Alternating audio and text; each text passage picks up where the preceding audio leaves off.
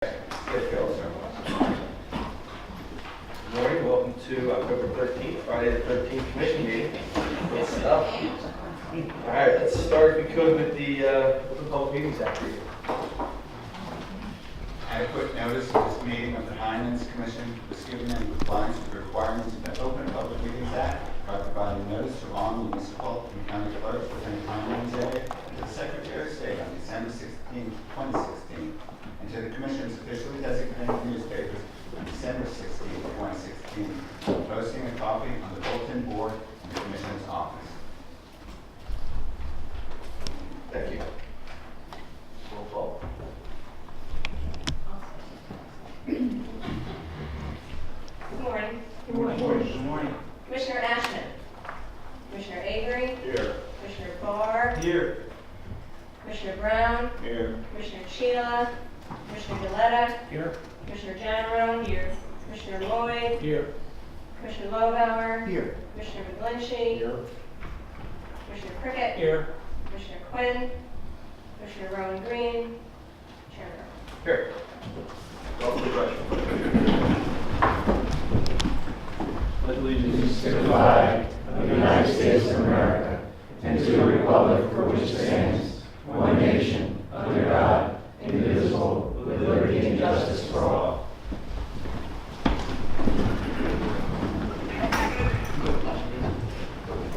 All right, first up, adoption of the September 14, 2017 minutes. Do we have a motion?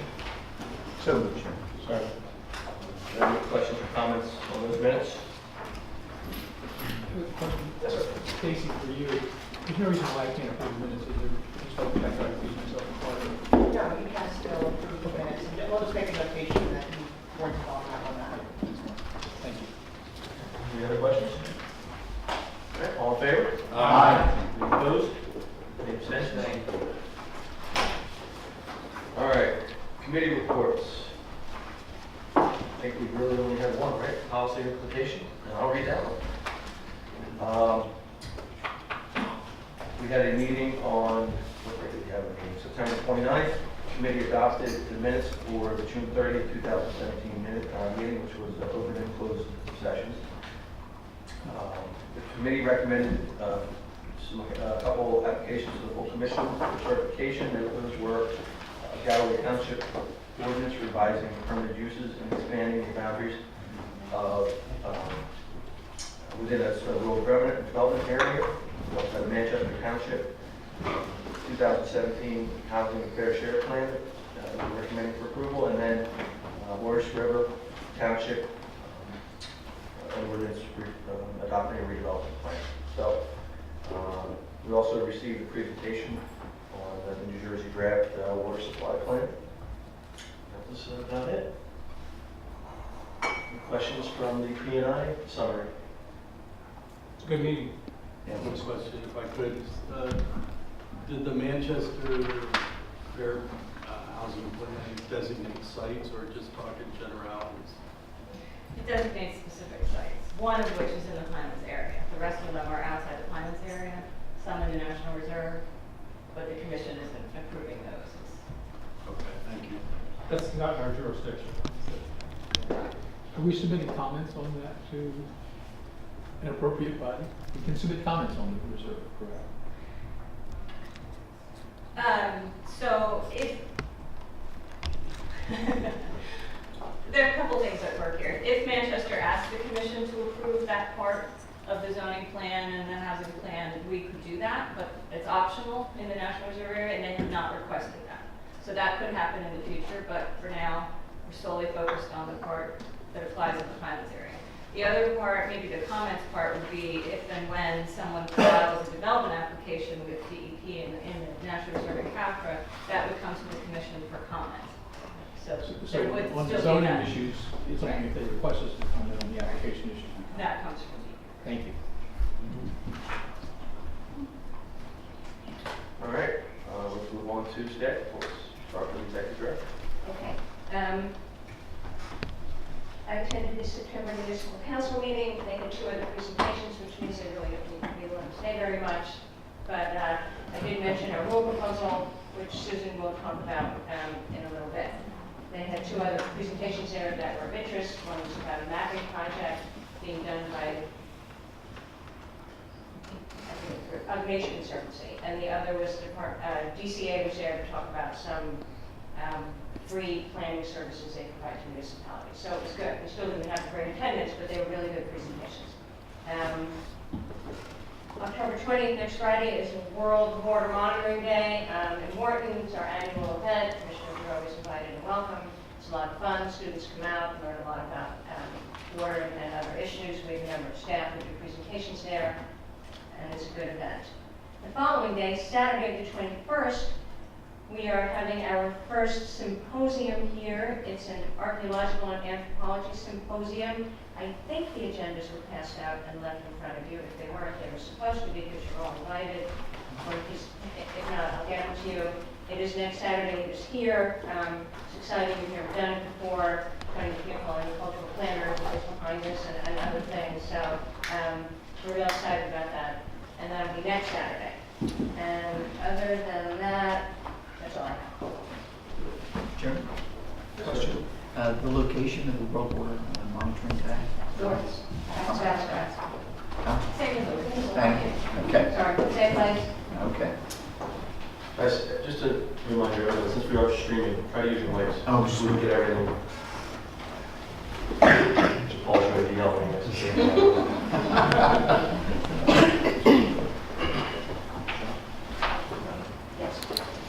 I just wanted to mention that we are pretty close to bringing Winslow to the MOU with them to the Policy Implementation Committee 2 weeks from now. We have a memorandum of understanding with them about their use of wastewater and where it goes, basically outside the Pinelands and Sicklerville area, but it affects the Great Egg Harbor River, which is the area that flows into the Pinelands. And so we have an old agreement with them that it's worked out pretty well so far. They asked us to amend it, and we're going to be bringing the amendment to the DNI committee. So it's something to look forward to. Any questions for Larry? Yeah, one, maybe it's really for Stacy. Stacy, am I allowed to participate in that? I no longer work for Winslow. You and I should discuss this after the meeting, because to the extent that you may have been involved in a prior agreement, that may raise a conflict, but I don't have any information. No, and I was not. I think we went over that before, but Yeah, I if you- wasn't involved in the part of the agreement. If you had no involvement in the matter when you worked for Winslow, you would not now be precluded from participating. Thank you. Good morning, Commissioners, members of the public. I have 4 brief items. The staff continues to work with municipal officials in Woodland Township. Woodland continues to be interested in developing approximately 57 acres that are located on Route 72 in their infill area. This is very proximate to the Route 70-72 circle. So we continue to discuss with officials the proposals for that area. The second thing I wanted to mention is we did receive an application in for a redevelopment project. It's commonly referred to as the Shoreline Sand and Gravel Site.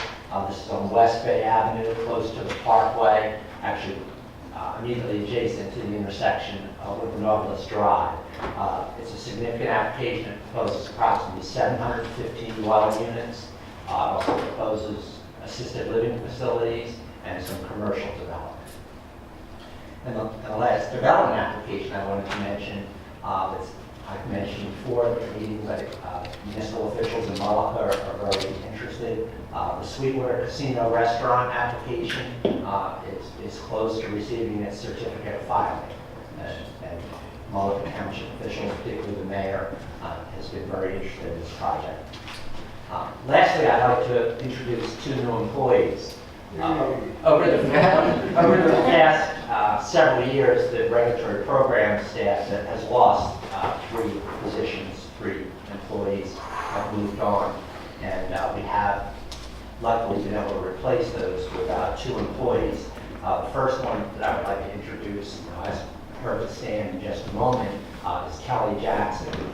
Kelly Jackson comes to us with a Bachelor's of Science from Lehigh University in Environmental Engineering. She's got 7 years of professional experience in both Pennsylvania and New Jersey with doing environmental site assessments, GIS experience, and regulatory compliance. we're very happy to have Kelly with us. And I'd like Kelly, if she could stand up and say good morning. Good morning.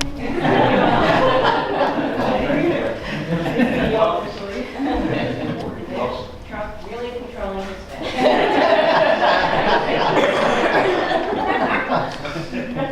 And I'd like to introduce the second person, Timothy Capella.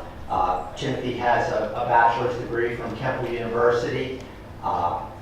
He's just graduated. This is his first professional position. He did intern with the New Jersey Department of Environmental Protection during his undergraduate work, and we're very happy to have him with us. And I guess to repeat, say Jim, you could say good morning. Welcome, guys. And just to reiterate, we are very happy to have our two new staff members, and we look forward to them having long careers here. Chuck, what positions are they filling? Kelly comes to us, and she's has been hired in as an environmental specialist too. Just for general information, the environmental specialist positions are 3 entry level, 2, and then 1 is our highest level. So Kelly comes to us as an environmental specialist 2, and Tim comes to us as an environmental specialist 3. And their responsibilities will be reviewing development applications and certain other activities, including helping us with our GIS and more fully integrating that process into our application reviews. Do all staff have field work? Did you have to field all? I'll say all staff has field work. Some have more than others, obviously. The supervising environmental specialist, which would be Ken Carter and Tony Demon, for those of you that recognize their names, they don't get out in the field a lot. Obviously, they're supervising the environmental specialist and dealing with a lot of the administrative process. But we try to make sure everybody gets out in the field occasionally, not to lose touch with what we're trying to protect. Thank you. That's all I have. Oh, I'm sorry. What I was doing there. Just 2 quick things. We did have our public hearing on the proposed CMP amendments that are out there pending right now. We had our hearing October 4th here at the office, and it was me, Nancy, Betsy, and 1 member of the public from PPA. So public comment period is open through November 17th. We do expect to receive perhaps a couple more comments, and then we'll summarize all of those and be back to you, and you'll see the full range of the comments. But so far, very little in the way of interest or questions or anything so far. And the other thing I promised Jess I would mention, that the next P&I committee meeting is October 24th, which is a Tuesday morning, which is unusual for us. So just you'll get a memo from us, and Betsy will be calling to make sure that you're all aware of the date and the time, and you can check on attendance. But I just wanted to emphasize that it is Tuesday, not Friday, as it would be Thursday. I am very pleased to report today on the decision we received from the Appellate Division of the Peg Leg Web Map. The Appellate Division affirmed their final decision, denying the mining application. What this matter involved was, it was an application to conduct resource extraction operations in Jackson on a parcel that had been rezoned forest area as part of the Contour Corridor Plan, but because of procedural defects on behalf of Jackson when it adopted the ordinance, the original owner of the property was able to take Jackson to court and have the ordinance overturned. The Jackson then proceeded to adopt additional zoning maps which showed the property in forest, but never went forward with fixing the defect and actually rezoning the property that the court had deemed the ordinance invalid for until 2013. So ultimately, what the Appellate Division found was the CMP, thanks to the supremacy clause, or as Nancy likes to say, the Uno card, which I like to play all the time. The court found that the CMP trumps any local ordinances and the MLUL. So not a surprise, and the court found that the commission was correct in calling up and denying the mining permit to start a resource extraction operation because the property was no longer in rural development and had been rezoned into forest, and new resource extraction operations were not permitted. So it was a very nice decision. It's per curiam and unreported. unfortunately, but it was a very direct, very nice decision, and I will provide a copy to all of you via email. Paul, anything? Yes, good morning. I just have 4 quick items. Nancy had mentioned the World Water Monitoring Challenge. There will be 185 students, including students from Pittman High School, Florence High School, Hamilton 7th graders, Pinelands Junior High School, and Doane Academy. The event starts at 9 a.m., and should there be any reporters streaming this, please provide some coverage if you can. In other news, Commissioner Barr and members of the Utilities Commission from Ocean City will be paying us a visit next Wednesday for a field trip. So we're going to do a brief presentation and take them out in Pinelands to show them some of the things we have here and how we do permitting. In other news, I'm busily working with staff on our 2nd ever Pinelands National Reserve calendar. You may recall we issued this last year in December. We'll have another one at about the same time. And last but not least, the update on our visitor center. As you know, the Division of Property Management of the state is responsible for reviewing our permits. It's been a difficult time trying to get the permits. However, we do believe we are on a path still. We did get information from them today in regards to our latest submission, which indicates the fire ratings and other things on the drawing that they want us to provide. They do want more specificity, however, in regards to the fire ratings, but we don't think that should be that difficult to provide to them. So once we get that, we can finally get moving forward. Just have 2 comments. Questions? First of all, the World Water Day is really usually, even when it rains, it's a beautiful day. So I would, if anybody, if the commission, I know we're all busy, we have jobs, and it's in the beginning of the day, 9 to 1, I think, but it's a beautiful event. So, and I forgot, what was the 3rd thing you mentioned? The 3rd thing? Yeah.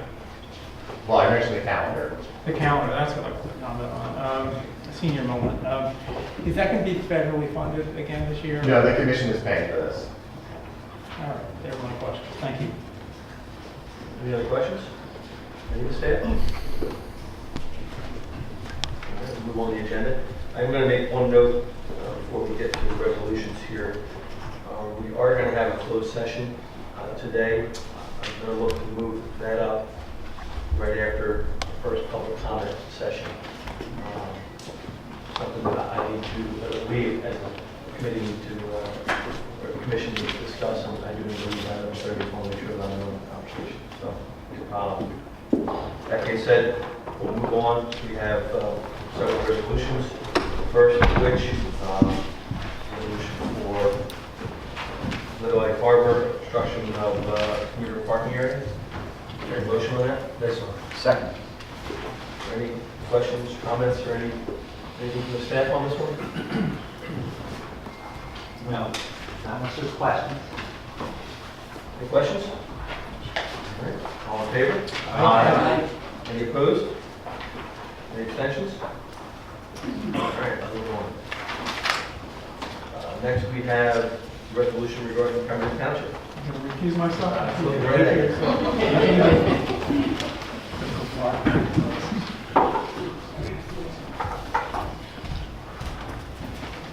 Chair, I'll move that motion. Okay.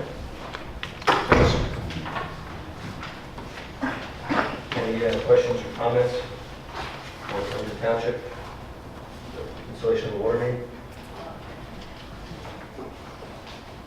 All right. All in favor? Aye.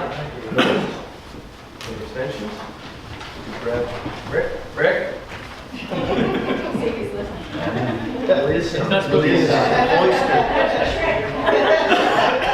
Home already. I said I went home? Well, if I did, I would have came back. All right, up next, we have a resolution establishing a process to review an Atlantic City electric application. Correct. Let's get a motion on it first. So moved. Second. All right, now let's get some Okay. detail. This is a resolution, the Atlantic City Electric Project, which is a utility project to replace a number of existing poles with taller poles. They're lattice poles now, they're going to monopoles. It's a pre-existing use. We're designating a special process for it because this too is a project that went to the Board of Public Utilities and got a 4055 B15 exemption. Therefore, they're not getting any local approvals. So it's very similar to where we were with South Jersey Gas and New Jersey Natural Gas. So we drafted a resolution to set up a process, basically treating it like a public. We'll take comment at the next meeting, and at the following meeting, you will vote on it. So that was the resolution that we have prepared. Goes through a little bit of background, talks a little bit about the project. We issued a certificate of filing on this project approximately a year ago. So the applicant is anxious, and that's why we're moving forward now. So it's a straightforward process. Comment period starts basically now, I think. So it goes through to the next meeting. We'll take public comment, and then the following meeting we'll vote. We'll provide an executive director's report. Nancy, I know we're just voting on the process Right today, now, yes, but will we eventually be voting on whether to? in December. Okay, and then we're having detailed, like, I don't know what a lattice Yes. tower is in comparison to a mono. Yes, Okay, thank you. There'll be a full executive director's report with all those Yes. details, like we have on On any public. any public project. Okay. Mark, you had a question? I did, thank you, Chairman. Just a procedural question. By approving this today, we'll be giving notice to the public that the comment period starts. The comment period would be less than 30 days, if I understand it. Is yes, that I have right? regular public. Okay, and does that satisfy our requirement, a less than 30-day period? Yes, because under the CMP, normally there's a 10-day comment period for publics, and the rules provide that an executive director action, or an action can be taken on the executive director's report until 15 days after the notice is published, the notice will be published today. So it's consistent with the CMP. Thank you. Any other comments on this resolution? All right, all in favor? Aye. Any opposed? Any abstentions? All right. Next, we have some municipal master plan and ordinance resolutions here. First of which is for Galloway Township. So moved. Second. Is there any comments or presentation or anything here? Not unless you have questions. Any questions from any of the commissioners? This was the application where there was a triangular commercial spot. No, that's Morris River. Morris, okay. This is Galloway, about 50 acres that they're adding With to. the Heron. Yes, where the old Heron River used to be, right. All right, all in favor? Aye. Any opposed? Any abstentions? All right, moving on. We have fair share housing and housing element plan for Manchester Township. Is there a motion? Wait for it. Second. And any questions or comments? Anything from staff? All right, all in favor? Aye. Any opposed? Any abstentions?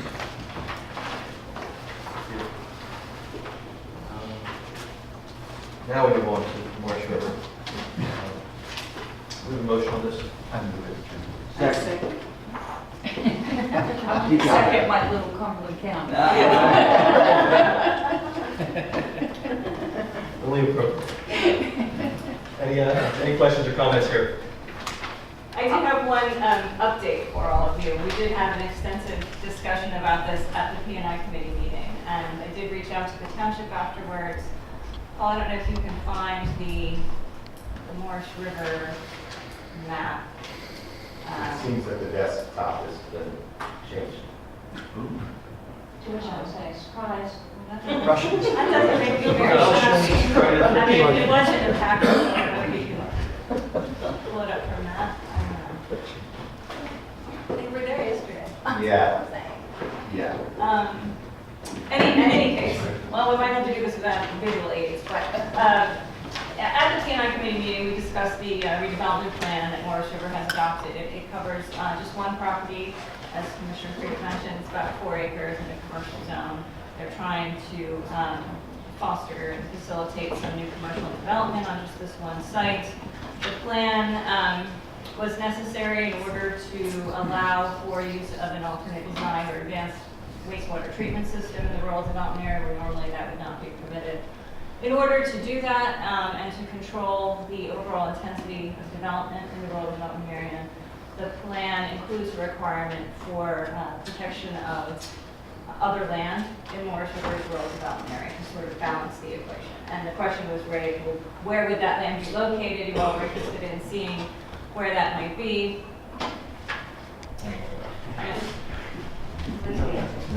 That's Manchester. Oh, which one? Keep going. No, you're good. Keep going. Yeah. So I did reach out to the township to ask if they had identified. Yeah, if you just scroll, keep going, because I want to show the little map there. Then it's going to be a little tricky to see because it's small up there. But you do all have it in front of you too as an attachment to the report.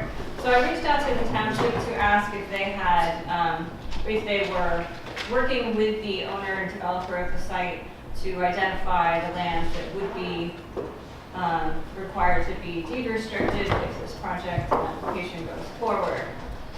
They do have lands in mind. Now, this is not a guarantee because the redevelopment plan simply requires that the lands be in the rural development area, vacant land in Morris River's rural development area. And they do have, as you can see from the little inset map there, anything in yellow is rural development. They have a very, very large rural development area. The little star is the development site we're talking about. And if you were to, hard to do from here, but the little yellow finger that sort of sticks out on the right there, all the way up, Paul. Yeah, right there. Those are lands owned by the township. They are just down the road, if you will, from the redevelopment site in fairly close proximity. The township owns 70, 80, 90 acres there. It's upland, which is interesting because you would think perhaps they would be looking for wetlands to be restricted. This is an upland parcel owned by the township. It is not on the Rossi, it is not deed restricted or reserved for open space. The township acquired it through foreclosure and has just been holding on to it in the hopes of doing something with it. And so this is the lands that the township is thinking it would deed restrict to allow the developer of this redevelopment area here to construct the commercial uses he's envisioning and use the advanced treatment system. So that's their vision for now. We'll see. I mean, it could change. And again, we don't know yet exactly how much land they would need to preserve. It really is a function of what's proposed, specific uses and sizes of uses in the redevelopment area. So once we have an application and can work through that process, we'll make sure to keep you informed because it is an interesting project that I'm very hopeful will come to fruition, and I would like you all to know if that's successful. So we'll come back and show you, where the land was preserved and exactly what was approved. Any questions for Sue? Mr. Chairman, not a question, but just a compliment. I thought the discussion that we had in this at the P&I committee meeting was just tremendous. And as someone who has spent a lot of time working with communities trying to revitalize their commercial areas, the one thing we can't see by looking at this map is the fact that that intersection is a critical commercial area for Morris Township. And I think it was really fortunate that they have so much other area that they can use in order to create the conservation space so that it doesn't amount of commercial development space that they have in Morris Township. So this is a positive project, and I think we're really helping them to do it in a way that will only allow perhaps even additional development in that spot. All right, thank you. Public comment on public development applications and resolutions where the record is not closed. So again, this is the comment period on matters that will be coming before us in the future. And we'll have another general public comment session at the end of the meeting here. So, yes, Executive Director. I'd like to thank you, Mr. Chairman, and the commissioners. Mayor Don Purdy from Galloway Township. This commission was a pleasure to deal with. Our application was to add restrooms at our recreation facility for the kids, and with adults or children with disabilities and so forth. The porta potties for the last 20 years has really been a problem. So I really thank this commission for working for the good of the commission and Galloway in general. And again, I want to say thank you on behalf of Galloway Township. Thank you. Can I ask a mirror question? Sure, absolutely. It has to do with the harem range, I believe is in that spot, right? I'm sorry, the what? The bird sanctuary? That you... It's actually across the street. It's across the street. I was curious if your environmental commission was maybe working to enhance that habitat in your old birds actually. Yeah, we do have a commission, and the chairman, they do look at that. The bird hasn't been there in quite some time. We have no plans to do anything with that property, but I will bring that back to the commission and ask them. Thank you very much. Thank you.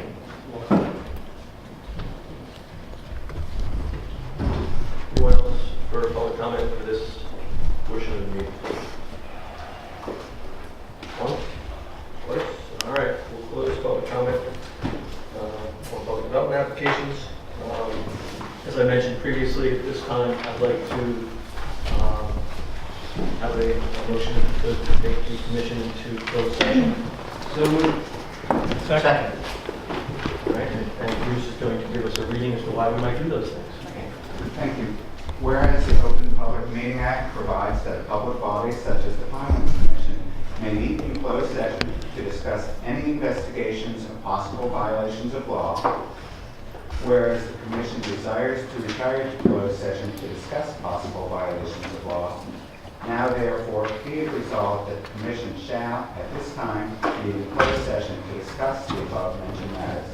The substance of the closed session will be disclosed publicly only when it will not impede the state's ability to investigate the possible violation of law in question. All in favor of closed session? Aye. Any opposed? All right. I'm going to need 20 to 30 minutes. And that session discussion correspondence sent to individual commissioner. All right. Thank you. Before we move on to the regular agenda, I do need to leave. I'll turn the meeting over to our vice chairman here. I have some, I'll say, sad but maybe happy news for this gentleman. Bill Brown just informed us a short while ago that he is going to be stepping down from the commission. In fact, he notified his freeholders yesterday. He's been here almost 35 years. Just amazing, absolutely amazing. And he still makes the drive up here almost 70 miles away for these meetings. So I know we will do a formal send-off for Bill, but I wanted to acknowledge his work and the time and the effort that he's put in the Pinelands Commission over the last, as I said, almost 35 years. So that being said, Bill, thank you very much. Thank you. I have personal problems at home, and I've served for that length of time. I'm 94 years old, and it's fun to... What do you say? What do you mean? It's far away, I don't understand. It's an enjoyable 34 years. I'd like to Congratulations, say Bill. Absolutely. Bill, it's been an honor and a pleasure to serve with you, and I consider you a good friend, and I hope you enjoy your retirement. Well, the retirement remuneration. Hope you get more than you got here, Bill. I think we should just... I agree.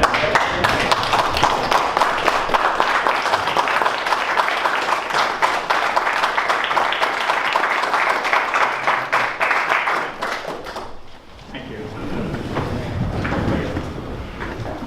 So, has anybody computed the number of miles?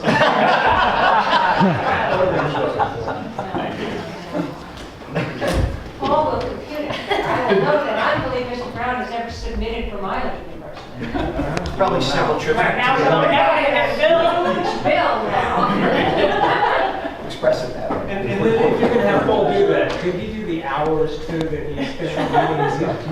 Yes, Paul can. The hours he spent in meetings, the miles he's traveled, yes, you can. Of course. I feel for you. Tomorrow morning. That's going to be a house. I think I'm on your bad list. Thank you, guys. Have a good weekend. Oh, you're starting. Okay, at this point, we could entertain public comment. Would anybody like to say anything? Good morning. Good morning, Commissioners. My name is Dr. Jonathan Peters. I'm a professor of economics and data analytics at the City University of New York. I'm sorry that I was unable to attend your last meeting where you addressed concerns regarding Morton State Forest and now adopted management map. Unfortunately, I was scheduled to speak at Rutgers University on the day that September meeting was rescheduled to, and I have a number of comments I'd like to make just quickly. I've been studying the roads in Morton State Forest for the last 2.5 to 3 years. I'm looking at the historic aspects of the roads. And I've been in contact with the Commission staff over the last 2 years regarding the Morton map, and in particular some of the errors that I've identified in the geographic information system data that you're using that does not match my field collected data. I already spoke about field collection work, and that's what we've been doing. I look forward to working with the Commission and your staff on this matter, and also like to improve your analysis in the Pineland region in terms of the economic analysis.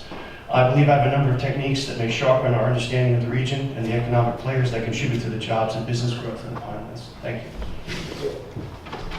Jason?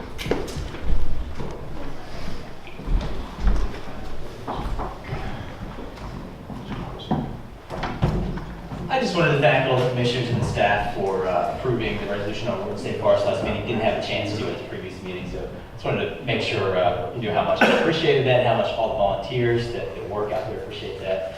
And I also wanted to let the commission know that we're going to be offering our full support to the state forest for their implementation. So hundreds of volunteers, any resources they may need in terms of materials or supplies, and we'll be sending that in a letter today to the State Park Service. Thank you. Don Purdy? Yeah. He's already. Is there anybody else that would like to speak?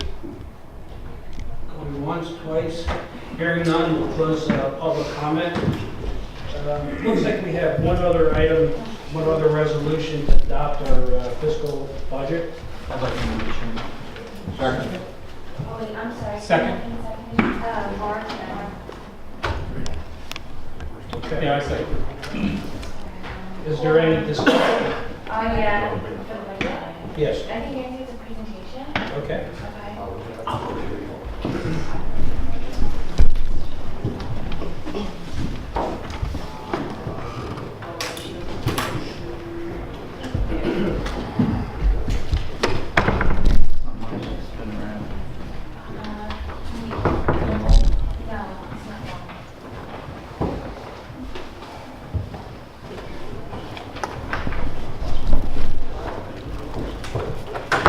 Budget? Sorry, just talking to the chairman. Yeah. Pointing at slides? Okay.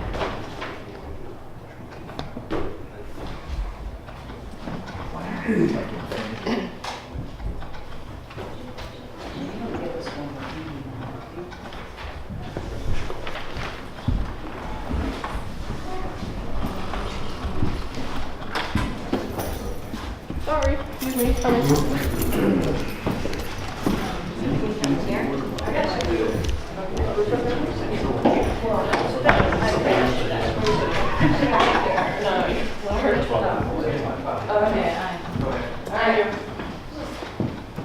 So here we are for the FY18 budget. It is pretty similar to prior budgets, no big surprises. You want to have a slide thing? Yes. Yes.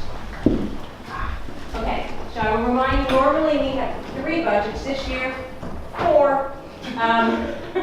We have our operating fund budget, which is our main basic budget, the Kirkwood-Cohansey Aquifer Assessment Study Fund, which used to be $5 million way back, The new budget is the Katie Trust Fund. This is a fund of money that has been around and growing slowly since about 1990. There was an employee who worked here who was killed in a car accident. The fund was established. Small bits of money come in, like each year her parents send some money, and each year I write back a lovely note saying, thank you so much, we're doing great things with this money, but we weren't doing anything with the money really, and it's been haunting me. So this year, when we get to the budget, we have a great project, and we're going to spend the money and do a wonderful thing with it. And then the last is our Pinelands Conservation Fund, which we will now go through each of them individually. So here we have our operating budget. Approach stayed the same as from last year, which had been up a little bit from the year before, which had been up a little bit from the year before that. Thank you. The state supplemental funding line remains the same. That's supposedly to cover fringe and indirect. That was an arrangement made in the Corzine administration. That number does not go up, although our fringe and indirect is way more than that. With the new administration coming in, I will start again to make the push that that line needs to be increased to reflect what fringe and indirect is. Because at some point, we managed to balance our budget because we have other monies, but when, NPS money and EPA money and old agreement monies, but that won't last forever, and that's important for us to get at that. So that remains the same. Our permit fees, as you know, go up and down, so we sort of base the coming year on what the last year was. We've had some better years. Actual for last year was the 340. Yeah. So we're estimating 340, but if construction's up, the building's up, we might get more, and that'll be good. And the rest, the grant and special purpose line looks particularly high because we have a backlog of NPS money that we haven't spent. The money sort of tracks oddly, so we have this little pool of money, and we're getting anxious because NPS got a little anxious with the new administration, so we want to spend it before they either take it or cut what they send us every year. So we'll talk later about how we're going to boost our efforts in those areas to spend that, and nothing else exciting. It does appear that, well, we'll wait till we get to expenditures to talk about that before the governor's office says. Okay, here are the expenditures. So you can see what fringe is. It's over $1.5 million. It's huge. And we're only getting 687. So there's a big gap there. Fringe is crazy. Crazy. It's just every year it goes up. So the salary line's up a little bit. We hired some people. We hired someone planning over the years. Sometimes the salaries are a little higher. We were carrying vacancies, so that's up a little bit. Fringe is always up. Everything else is pretty much tracking the same. We can go into details on any of it. In professional services, that's where we have the legal fees that nobody likes, $75,000 for the DAGs, a little over $100,000 for Labor Council. We anticipate negotiating contract coming this year with the new administration. So that's that line. On the DAG stuff, just so you know, we've been pushing back on the bills because, we look at them and question them, and we just weren't paying. And finally, they noticed, so they called and said, "You're paid." And we were like, "Well, yeah, because we asked you some questions and you never answered it." They consider the $75,000 a floor. We consider it a maximum, so we're looking at it in two different ways. So we're having conversations with them. It is what it is. We've had some busy legal years, and sometimes, like with Peg Leg Web, it turns out good for us, and it's important that we maintain it. But it is a big bill for us. And the maintenance and rent is high because that's where all your favorite projects are. Painting the building, getting a generator, and then we cut down some trees, which you may or may not have noticed that were unhealthy and threatening us. So that money is there. Question about rent. What is rented there? Are you talking about equipment or the topic is that maintenance and rent? Okay. Yeah. Building. Exactly. Yep. We look at it every year. And every year we are optimistic we're going to get there. I'm optimistic again we're going to get there. And when is that anticipated? Because I'm already on that schedule. Are we talking about painting family? Yes. We're not going to need a paint's coming off. See, that's what we So- mean. Eventually it will save us money. We won't have any remediation. Yeah, it'll be just a lead remediation in the soil. You know, Soil. that's right. Yeah, the To soil. be honest, it's a resource issue. There's always something that's more important than that, like the visitor center is taking up a huge amount of Jessica's time, and other big projects come along. We will get the trees we did. But as Ed has often said, there's really a question of what should the state pick up as opposed to. We try, we make the calls, we whine, complain, No, I know you do. but so that's why that number's up. And we have looked for other grants. Yeah. Grants, but we're just not eligible. Right. You know, it's unfortunate. We tried. We will have an emergency generator by this time next year, though. Hey, Stan, we budgeted for it, we just don't. noticed budget. it? That's what, it's just. You know something that we budgeted for, you didn't answer your question. I didn't, it wasn't a question, it was a statement. But you know what'll happen? Instead of us being able to shut down for a month, we'll have to keep working. That's why we're not pushing this. We'll have no excuse. We'll get through it. But money's there, so that we've accumulated and put there. And then the last category there, improvements and acquisitions, is up. We needed some IT stuff for the accounting software. We had to get a server and some other stuff, so that's in there, and that's ordered, and potentially some surveillance we were going to do, so we put some money in for that. Just as the lobby of this building, or Outside, in the lobby of this building, Wi-Fi also. Another part of it. Wi-Fi, so we can watch Netflix at the meetings, as opposed to just at our desks. And you know, you have the budget in your packet with all the notes, which I encourage you to read because they're really informative. And we work hard on the budget. That's not that big. So that's it. That's our balanced budget. Kirk Hansi, I think every year we say we're going to spend what's left, and we haven't quite gotten there yet. We're getting to the end. From this, we will be developing policy and rulemaking on water supply. I think we need a little more work from USGS, Larry, yes? Yeah, we're pretty close to what we want to see in the rule, but we need some expertise to get us so that we're ready to implement it immediately. So we're going to ask USGS to fill in some gaps for us. And that's what we've been doing over the years. And the gaps get smaller and smaller, but they're still there. So this year, we'll talk a little bit about initiatives, but that's one of them, is to move that rule proposal. All right, here's Katie Fund. So I'm pretty sure I told you that we got really lucky, and we got an Eagleton Fellow who came here for an internship, and she was also, she had a fascinating background, but she was also a landscape architect. And she designed what we are now calling the Katie Garden, which will replace what's right out there. There's that little area with plants growing wildly. She designed it with plants and maintenance, and there'll be a walkway and memorial bench with her name on it. It'll be lovely. And it'll coincide with the visitor center, so, Paul and I talked about some of the plants will be native, not all of them. There's no offense, I wanted to be really beautiful. But we'll have some native plants. It just couldn't be all native plants, it just didn't work. But we will have them, and Paul's going to put signs up to identify them, and we'll have some other information so that the visitor center will flow out for people who go outside to a nice garden, talk about Pinelands and staff and things like that. Yes, that's basically a shaded area, right? Or is it shaded in that area? No. Okay. It's the area right between the two buildings. And we removed trees. No, it's. Okay. And we're gonna. I was trying to give you some cover when you said, a beautiful garden. And I was going to say, you're It's limited in it's gonna maybe be a that beautiful habitat garden. to the plants that you can grow. Beautiful garden. And I also talked to Paul about it. We're trying to get a committee together so we can maintain it right and make sure we do the right things, and John Keys. And so that's pretty much all the money. I don't know if we'll spend it all. But we budgeted all of it. The furniture, the benches, professional services, for the walkway if we need it. We can't do it ourselves. So get a walkway through there, what we make it out of.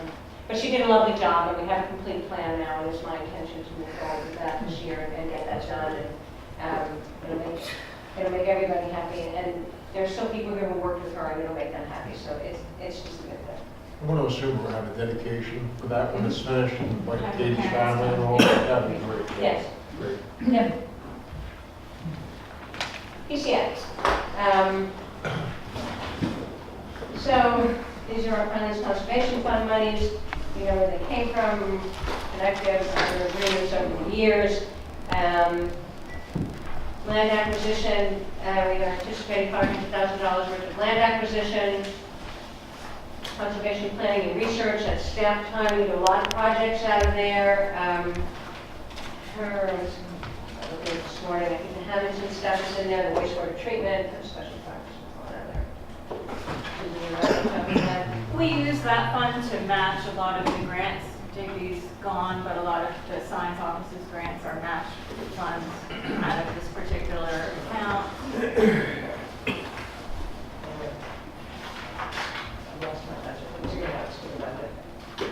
Conservation planning and research, Hamilton wastewater, the rapid landfill assessment, alternate septic system pilot, roadside plant management, earth endangered species data, rulemaking for Black Run. So we put a lot of projects in here that we can fund out of here to take some pressure off of the appropriation.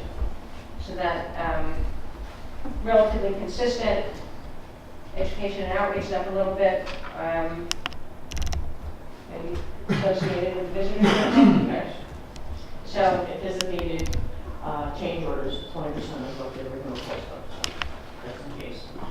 Nancy, I want to mention, she had a community planning and design account. This is how we fund our administration of the Pinelands Development Credit Bank. Right. The commission took that over years ago. Now we're funding that, the administration of the bank, which also won't last forever. I mean, that is definitely a concern. There's no appropriation for the bank or anything for that.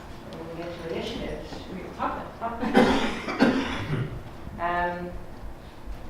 Before I move on to staff levels, if you want me to go into any detail on any of the budgets, let me know. No big surprises. We're pretty much in training order and holding our own. Here's our staffing levels. The authorized numbers, you know, those are the old original numbers from way, way back that really used to be 66 positions here. But we keep listing it there in case somebody notices it and decides to give us more. We're pretty stable. Reg programs, even though the increase is down one, I'm not sure why it shows that way, but it does. I guess the last one is probably the carry down position that's still out. Business services is down, we lost an employee there, we're working on that. And everything else is consistent, so we're at 41, which is really 40 people in 2 halves. One of those halves is going full-time in December. So our total salaries, not fringe, is a little over $3 million, and here's where it comes from. Most of it from operating fund, a little bit from Kirkwood, conservation planning and research, which we discussed. We get a big piece from there to total up to the total salary. FY18, we will complete the visitor center and the cave bar. We're continuing with our rules. We're going to adopt, as Susan said, she had a public hearing, I guess it was last week or the week before. That one's moving ahead. To be proposed, the Black Run, that's a Medford Evesham plan. We had talked about it, it didn't go this year, we're still working on it. Clifford Cohasset, water supply, an application process. We have to do a rulemaking to address the 4055D issue. Because we can't, you know, we had the 3, we did the resolutions, but we can't do that anymore. And they'll come in, you know, there's stolen projects, oddly, and it's not just 4055D, we're discovering curiously, there are other projects that don't require local approvals, for one reason or another. And that's the same situation. So now, you know, we're trying to wrap our brains around all of it, but that rulemaking has to start quickly, and we're going to have to move that next year. And that, you know, Susan and I have been talking, we'll probably come to P&I with some ideas, but then try to hear from the commissioners, so it's going to require some thought. There's a lot of different ways to get at this, and it'll be contentious for sure. Something to look forward to. Pinelands Development Credit Bank. Susan mentioned funding. There are other issues with the bank that the bank wants to address, and we have drafted legislation which we have shared with Senator Van Drew, who has taken an interest in it. We're working with Van Drew's office on some language changes, and we're optimistic that the legislation will move. It's got support. The ag community supports it. The builders won't oppose it. That was the best we could do. Keep your friends close. And there's a lot of stuff in there. There's a request for a $5 million appropriation so that the bank can buy and retire credits, and the bank can buy and sell, because we have people who use the credits complaining the process is too hard, they don't want to deal with individuals. We've also put in there that we would like a small pro for staff, $5,000, so we can continue to staff the bank and not use PCF money. So we're optimistic. It's a good piece of legislation. Stacy worked with, on it part, and so that's out there now, and I secretly hope that maybe there'll be some crazy lame duck session and it'll be just something nobody objects to and it'll go, but you never know.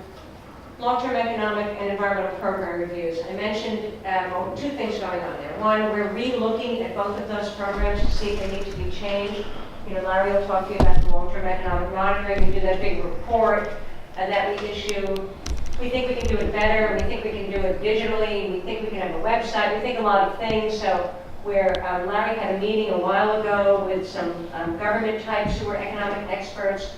There's another meeting scheduled for, I'm going to say, a week from Monday with other economic experts, not government. Or both. More PhDs. To help us look at what we've been doing and give us recommendations for if we could do it better. On the science side, we found it all left, so anything I say is not fact.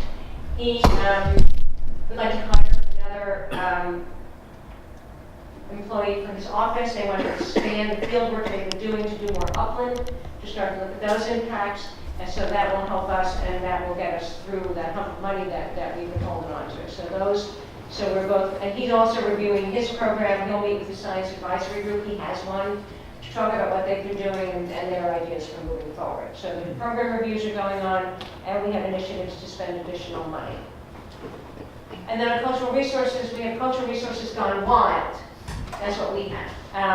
I told you that we're having a symposium next Saturday, and Tony has also, he's arranging, although it's not final yet, so don't tell anybody, an archaeological dig to coordinate with Monmouth University and their students to look at a site where there are potential Indian artifacts that they will be doing in the spring, I think I read. So if that happens, that would be really exciting.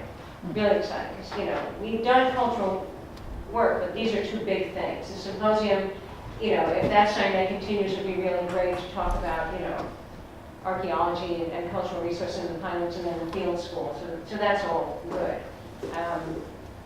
And that's, a lot of work for Tony and I, for maybe Susan, but not a lot of work for me. So.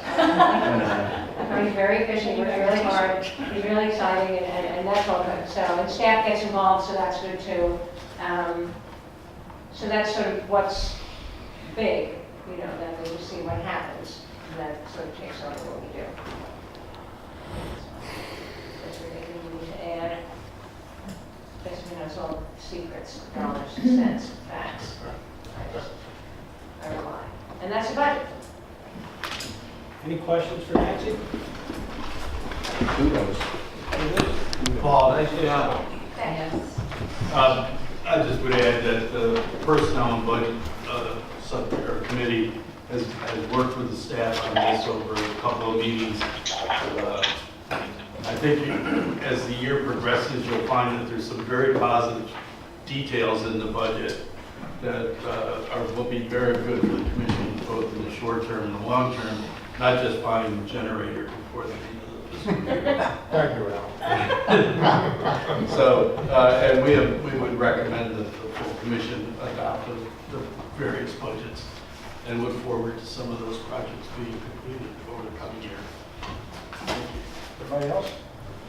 I guess we don't need a roll call, just, we have a motion. We have a motion on the floor, so all in favor? Aye. Any opposed? Any abstentions? Okay, motion carries.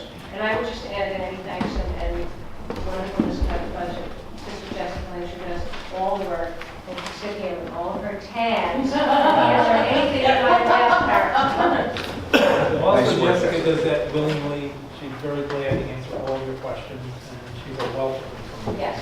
from all the jobs she's had, in that financial area. Thank you. Staff, is there anything else on the agenda? I don't see anything. Well, there is. Wait, there is. Sorry about that. That's okay. Won't take long, but it is a sort of a happy. Yeah. Okay. Take care of that. don't even think they talked about a price yet. They actually talked about a price yet. So every year we I come and update the commission on pieces of good news, which in this case are permanent land protection efforts over the past fiscal year.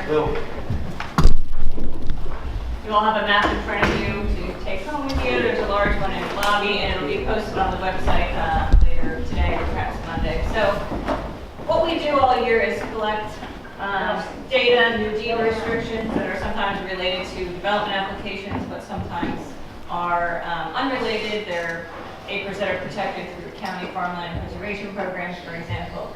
We do our best to collect all that information and put it into our system so that we can produce this map and keep track of what's preserved throughout the entire Pinelands area. It's 1 million acres, so you can imagine it's quite an undertaking. So this is our report for fiscal year 17. These are new acres protected during that year. 342 acres protected through the commission's programs. State acquisition, Green Acres, has been actually pretty active in the Pinelands after really not doing much for a few years. They are now active again. You can see they acquired over 1,000 acres in the Pinelands area during fiscal year 17, and we already know that they are pursuing some additional projects currently. So you'll be seeing that number go up next year.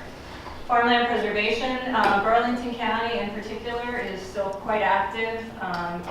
Preserving farmland in the Pinelands portion of the county. I think that might be all Burlington County acreage this year.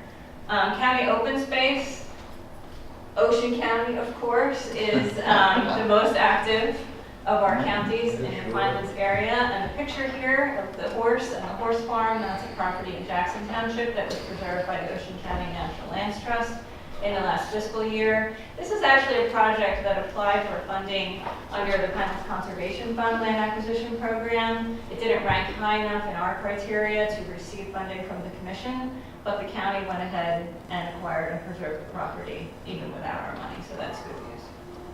So a little over 2,300 acres in the Pinelands area were preserved in the last year. In terms of your own programs, it's only 342 acres this year. We've had higher years, obviously, when the Pinelands Conservation Fund was active. We didn't have any new projects last fiscal year for the Conservation Fund that actually closed. So you don't see that up here. So the highest amount of land preserved was through the PDC program. The picture on the left is a property that was preserved through the PDC program some time ago in Pemberton Township. Limited practical use is an acquisition program administered by DEP that is still somewhat active, 33 acres. Density transfer, that's one of our own programs that we administer through our review and approval of development applications. Same with clustering, that's land in the forest and rural development area that was preserved as part of an open space component in residential development. And then we have sort of a miscellaneous category. So 342 acres this year. PDC program, I put this in here because I think it's interesting to note where the properties were preserved in the last year, Pemberton and Southampton. So again, Burlington County, quite active. And all the land in the last year was in the agricultural production area. These are farms that were preserved. That's a change that we're seeing. In recent years, it's been mostly properties in the preservation area district. We're starting to see more farmers and landowners in the ag area who are interested in the program. So that's a change. And here you can see the totals for the PDC program.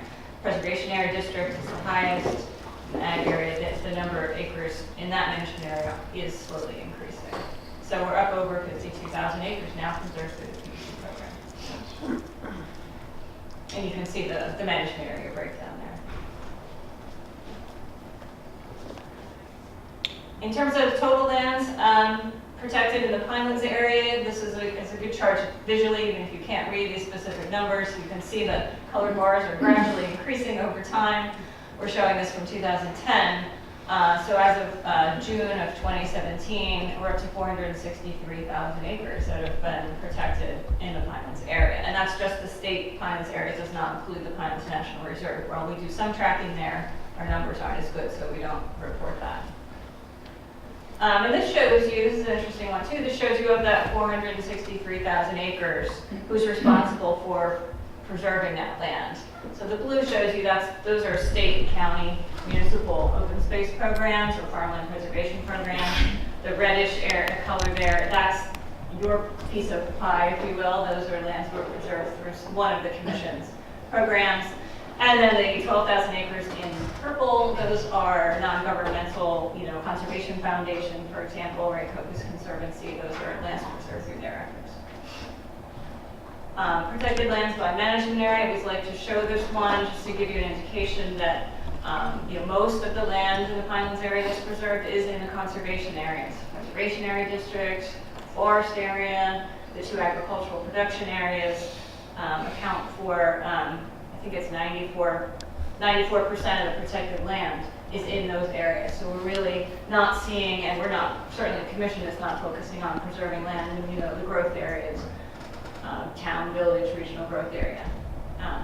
So 49% of the Pinelands area is now under some form of permanent land protection.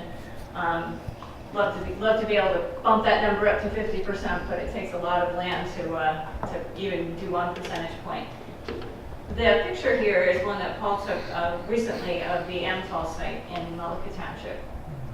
This is a 570-some acre acquisition that Green Acres completed last year. This is also an old project that submitted for funding under the Pinelands Conservation Fund maybe 10 years ago. It was funded, but the Conservation Foundation was never able to accumulate enough other funding sources to complete the project, and so it sort of just died off. But last year, Green Acres was able to put all the money it needed together and negotiate with the property owner and complete the acquisition. And it's a huge site. It's right in the Elwood corridor. It's a very important piece that we've been interested in seeing preserved for many, many years. So that was a great success by Green Acres. It was quite an accomplishment. Right, it was an old, like World War I town, sort of. Yeah. I need explosives, you probably heard. Yeah, really, really great property. 29 feet, Dutch season.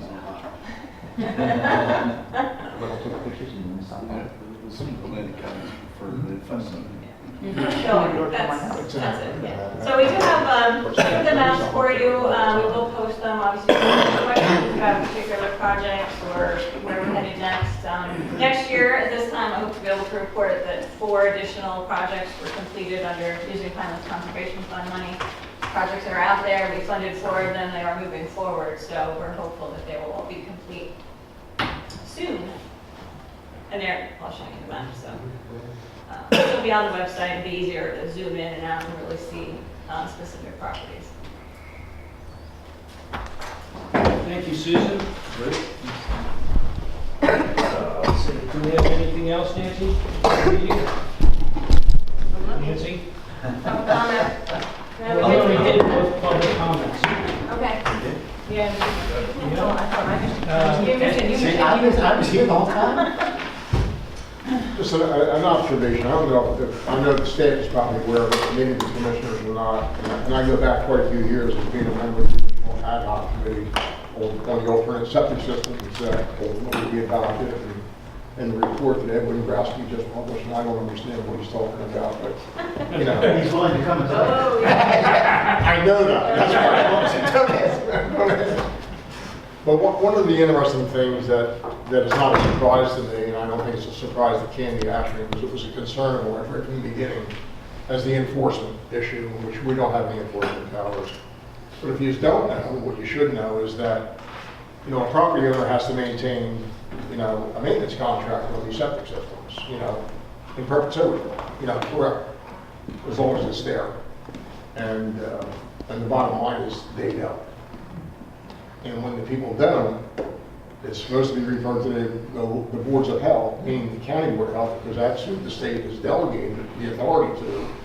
And I don't have to tell you that none of the county board of health is enforcing this.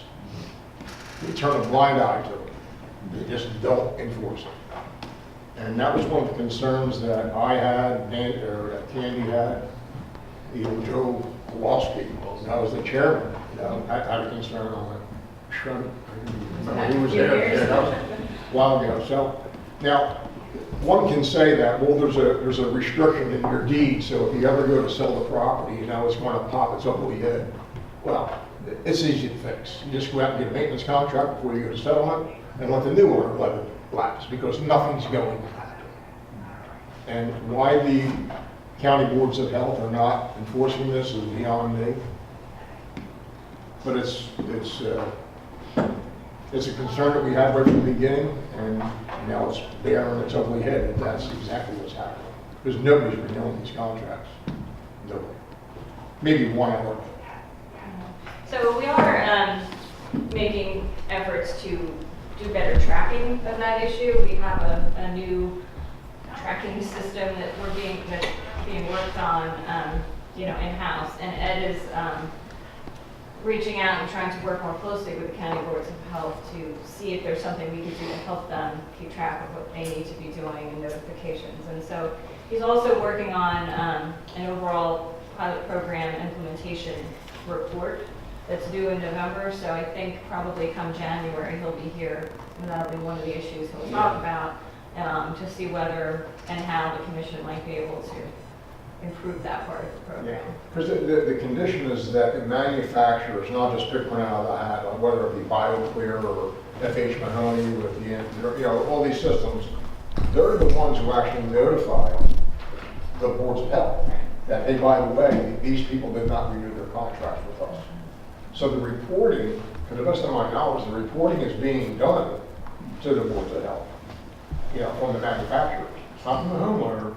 It's from the manufacturers to say, by the way, this particular guy, John Doe, did not renew his contract with us. And within lies the problem, because we don't have the enforcement power. And does the homeowner have any repercussions from that with their systems? I mean, do they ever? Only when they go to sell. So there's no Only when they're not from us. The Board of Health should be issuing summons for not renewing the contract, and they don't do it. We don't have any power, and again, the only time it's going to raise its ugly head is if the property owner decides to sell the property and it pops up in the title. Is there ever any remediation that has to be done by the homeowner that's trying to sell the property because it hasn't been maintained, like a septic system? Probably not. It's just a matter of renewing the contract, and then a particular manufacturer will come out and do an inspection, say blah, blah, blah, blah, blah, renew the contract, and, the new owner, he's not going to renew it either. Well, Susan, if the contract did lapse and it was failing, the county probably doesn't have the expertise to actually see if it's failing. You need actually It's not a matter of whether it's failing or not, it's a matter of them not renewing their contract or perpetual maintenance. So It has nothing to do with whether it's functioning or not. The contracts are for, I think, annual inspections and maintenance, so, the theory was that people would be out there on site every year. Experts who knew the system and how it should be working would be out there every year. I think for the counties, it's probably a combination. They may not be all that familiar with these systems, but they also don't have a lot of manpower, some of them, to be out there doing site inspections. That's at least what they've told us, is that, they have staffing problems. See, to me, it's a pretty simple thing. If the Board of Health is notified that, by the way, this guy is not in compliance, you send a notice of violation to them saying, show us a copy of your maintenance contract. If they were to do so, we're going to issue a summons. Let the judge worry about it. Pretty simple. Well, can we Imagine. notify the counties that that's what they should be doing? Yep, and that is one of the things we're working on with our tracking system, so it could automatically generate notifications to the counties. And we can provide them with information, block and lot, and this is the type of system, this is when it was approved. So all of that is in motion, and as I said, Ed, of course, will be happy to come and talk about the program, and I think No, thanks. now that you mentioned it, he'll be here soon to do that, and so I think, I'm guessing probably January, and he'll definitely cover that. I wonder, for like the commercial projects we got in the Maurice River, maybe we should put some kind of performance bond on those design systems. Right, so that when one of the systems is used for a commercial project, typically we actually have, it's almost like a contract, I guess, that we sign, that the applicant, they sign, and it has much more detail in it. So we are sensitive to that there. We don't have many of them, but when we do, we have a very detailed contract with all sorts of requirements for both parties in there about reporting and maintenance. And what's also helpful on the commercials is that frequently they require a DEP permit, and there's a reporting requirement to DEP and a monitoring and an enforcement component that's very helpful. Is that because they have a treatment where it's approved? Right. Yeah. Is the issue with the boards of health, my memory is failing, but the the system as it's built meets Chapter 299 standards, which is what the boards of health are charged with implementing. So do they not respond because it may not be meeting the advanced treatment, but it is meeting the basic treatment? No, Or you don't know? I don't think it's because of that, because, I mean, they're supposed to be maintaining an inventory and doing inspections and maintenance for conventional systems as well. Well, that's- Not a commission requirement, but a DEP requirement. I think it's more of a workload. Because the actual permit's issued by the board. Yes. So they have They a issue legal permits, responsibility yes, to enforce their permit. Yep. For the residential, there's two components. There's the treatment aspect of it, and there's the hydrologic aspect of it. Most of the systems, if you don't maintain the system, electricity and pumps and things like that, the system would fail hydrologically, and then you have a problem. If somehow they could unplug it and it continue to work hydrologically, but not treat, that's more of an issue we have. So there's various aspects of it, and it depends on each system, how it works. But some of them won't work unless the whole thing's. Exactly. Some of the systems. Some. Anyone else have anything? I just want to comment about the Board of Health dealing with septic system or sewage and health issues. Back in 1900, just a historical point of view, here in Pemberton Township, there were two situations where people were dumping sewage from a boarding house and from a hotel right into the Rampocus. And the Board of Health was very concerned about that because that's where the majority of the people in town got their water from.